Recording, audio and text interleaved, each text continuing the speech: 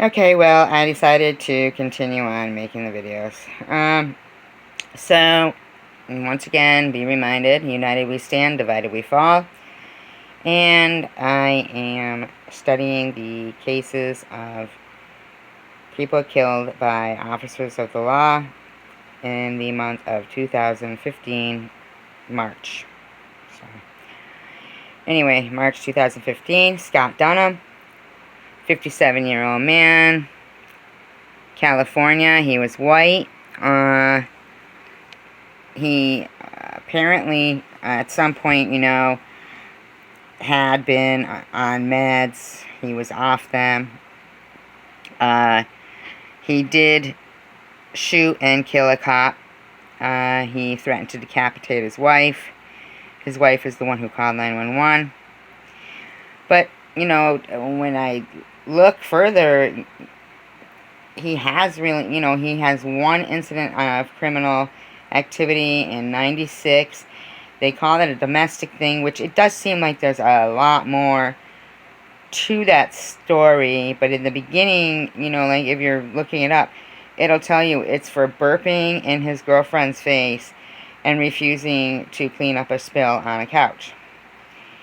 So, but then there's other accounts of, him being really physically violent. But it's odd that he would go 20 years, basically his whole life, with only one if he was that violent. But I don't know, Anyway, there's more to the story, I'm certain, I'm sure that his size and stature of being 6'5", that, immediately, I think, intimidates police officers. So they're always on their guard. So I just can say that he did kill an officer and was shot. The next one is Stephen T. Snyder, and that is Snyder, S-N-Y-D-E-R. He's a white 36-year-old man in Wisconsin. He is from Michigan, though, but he, as they say, he was a bank robber. There's so much to this story.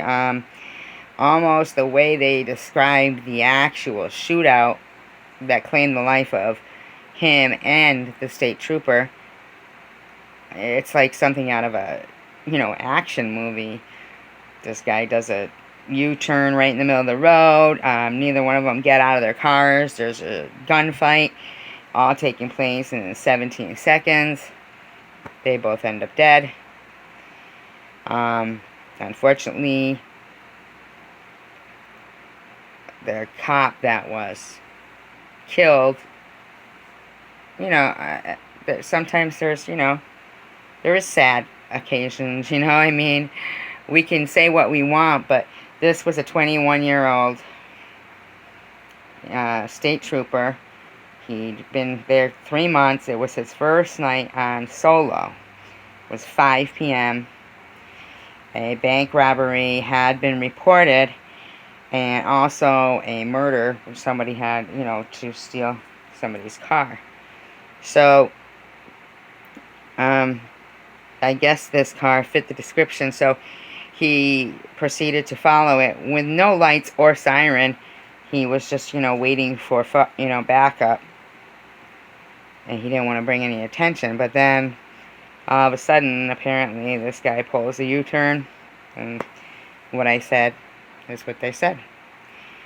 That, I mean, once again, I mean, they go on. They go on to the, news, and they do this whole newscast. And, I mean, it's not like if they turn out to be wrong, like they're going to say, oh, we were wrong, and, I don't know. Apparently something was up if the guy's going to pull a gun out and start shooting. So something evidently was up. And it's funny because, not funny at all, but It's like he really had no criminal record. Again, 20 years ago, it says something about a domestic thing, but it kind of sounds like it was all pure speculation. Somebody called and made an accusation about him. Sounded like a scorned woman, because it said ex-girlfriend. He also held a land contract with somebody in Michigan, and the guy said he never was late. He always was a good tenant and always paid. But that month, he had called and said he was having a little financial difficulty.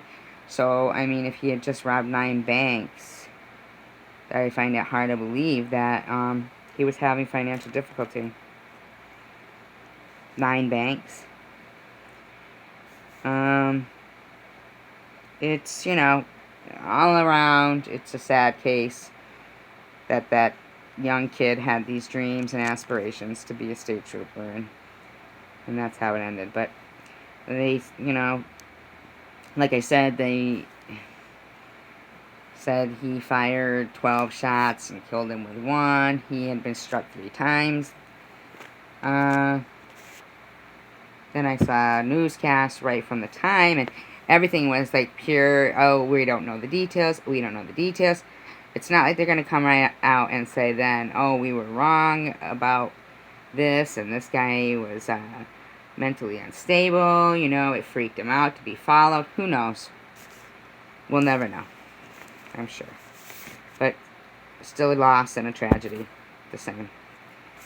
The next one, if I could get my cat to get off my notes, which I can't. The next one is on,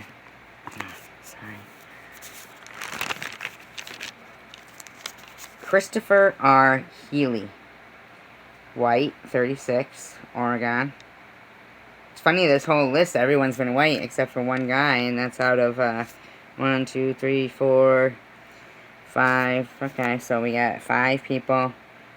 4 of them white, 1 black. And that black one actually had, you know, already previously been screaming, I know my rights, and running into cops. I don't know, whatever. This guy was from, this happened in Oregon. But his family had called and reported a meth lab in his apartment, saying that he needed help.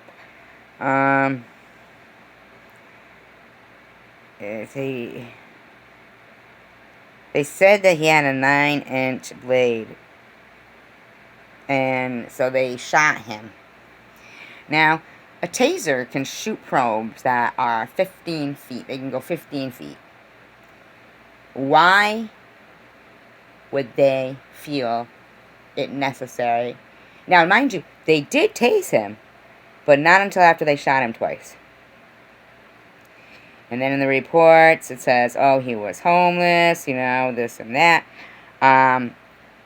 But it seemed that the sister who had called the police, I think she felt a little guilty for what she did, because, you know, he even had to run from his home and basically was on the run. So, I mean, but still. 9-inch blade to tasers, and then they did tase him after they shot him. And nobody was indicted. Nobody was punished. Just you know, another tragic story. Really disgusting. So anyway, that's, I know it's only 2 stories, but... Actually, no, it wasn't 2. It was 3. Sorry.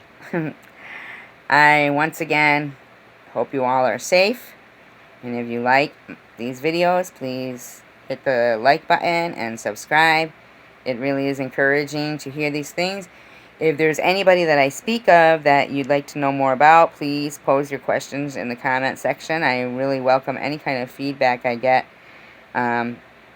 Please do subscribe, like, and stay safe.